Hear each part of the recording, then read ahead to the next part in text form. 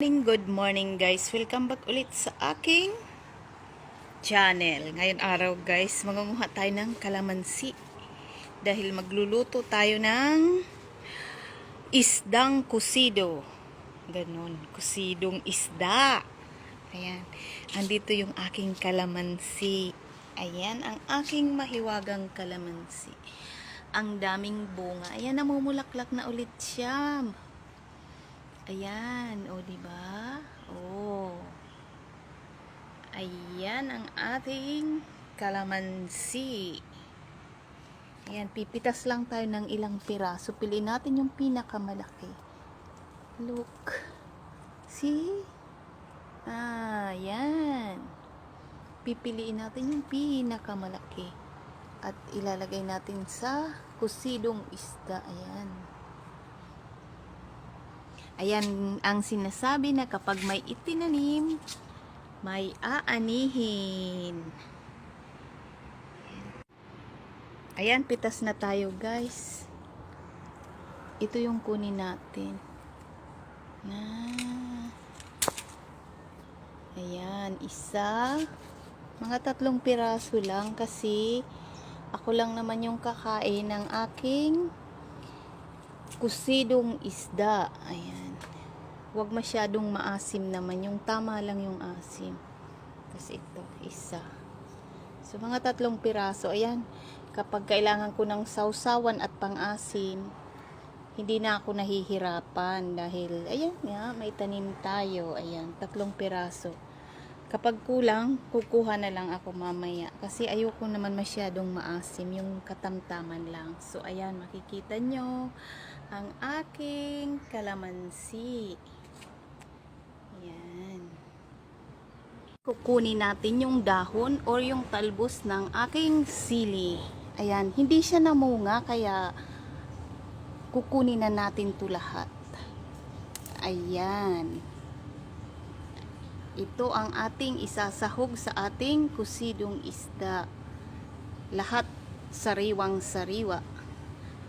Ayan yung aking mga halaman. Mint leaf. At yung aking basil leaf. Ayan. Ayan. Mayroon pa tayong ginger at sibuyas. Yung ating lulutuin na isda. Kusidong isda. Ito yung isda natin. Hinati ko sa 2 para magkasya sa paglulutuan natin. Ito yung ating kamatis, kalamansi at syempre yung sibuyas. At yung ating dahon sili na pinitas kanina. So magluluto na po tayo mga kakusina. Yung gagamitin natin sa pagluluto ng kusidong isda. Hinugas sa bigas ang gagamitin natin para mas malasa yung ating kusidong isda. Ayan. At ito na yung ating kamatis at sibuyas. Pakukuluan lang muna natin. Lagyan natin siya ng salt. Himalayan salt. Then lagyan natin ng Japanese seasoning. Ito yung ating Japanese seasoning. Kumulo na yung ating sabaw. Ilalagay natin yung ating isda.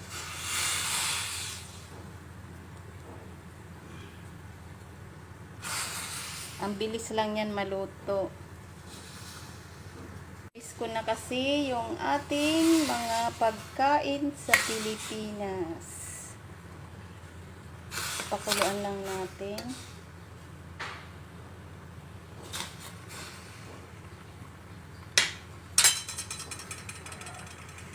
Kulong-kulo na siya. Ilalagay natin yung ating sili. Wala po tayong kulay green. Kaya yung kulay pula na lang gagamitin natin.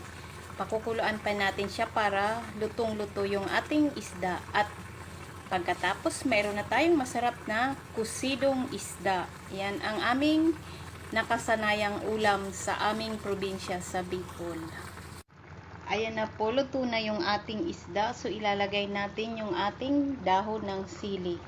Napakabango po ng dahong sili kapag inilagay po natin sa sinabawang isda or kusidong isda. Ayan po yung mga nakasanayan kong ulam sa aming probinsya.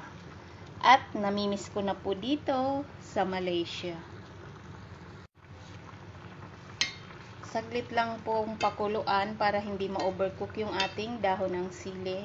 Then, off po natin bago natin lagyan ng kalamansi. Ayan, luto na po yan. Huwag po natin overcook. So, off ko na po yung apoy. Lagay na po natin yung ating kalamansi. Panghuli na yung kalamansi para mabango yung ating kusidong isda o yung sinabawang isda sa Tagalog. Ayan. Mayroon na po tayong masarap na ulam ngayong tanghali.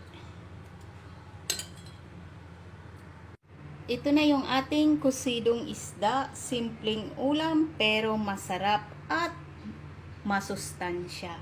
Sana nagustuhan nyo ang aking recipe ngayong araw at kung nagustuhan nyo po, please don't forget to subscribe, like, and share po. Thank you!